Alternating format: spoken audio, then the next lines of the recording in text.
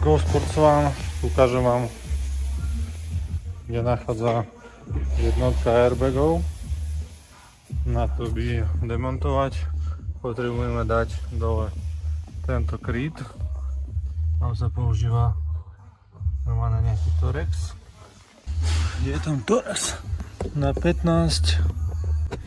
Dáme sa odvrtať. Ťažko to robiť jednou rukou.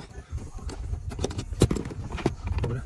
Máme takýto jeden šrobík von. V takýchto zatlačačkách. A tu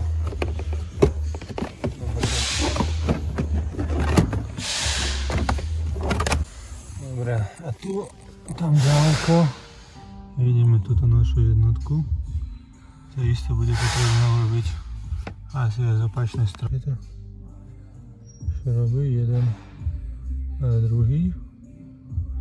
Je bude potrebné dať preč. Takže ideme na to. Dobre, prišli sme na opačnú stranu. Tu je to celé podobné. Potrebné odšrobovať tento šrob. Jeden. Ale v tejto časti máme ešte jeden skrytý šrob. Budete tak šrobovať. Takto buchnúť. To sa celé odsvakne. Pôjde von. Hotovo. A tu vidíme našu jednotku.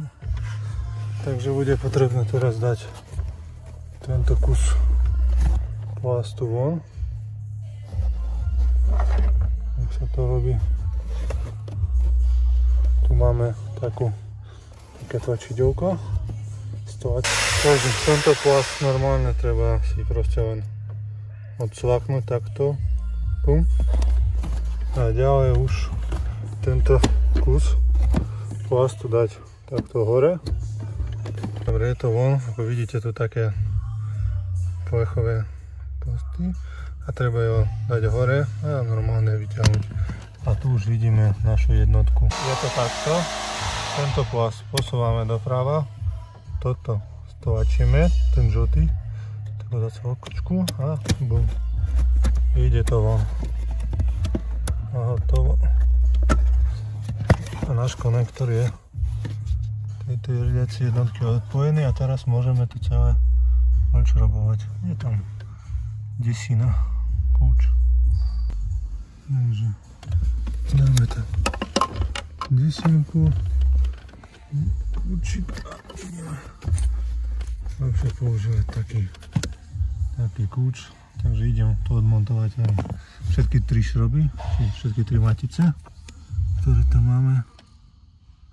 A potom už ukážeme. Takže všetky šroby odšrobované a ideme sa pokúsiť tu dať nejakú vonku. Myslím, že je to zacvaknuté. Hop. A pôjde to na opačnú stranu. Toto vidíme už perfektne. Vyťahneme a máme našu jednotku vonku a ideme to programovať.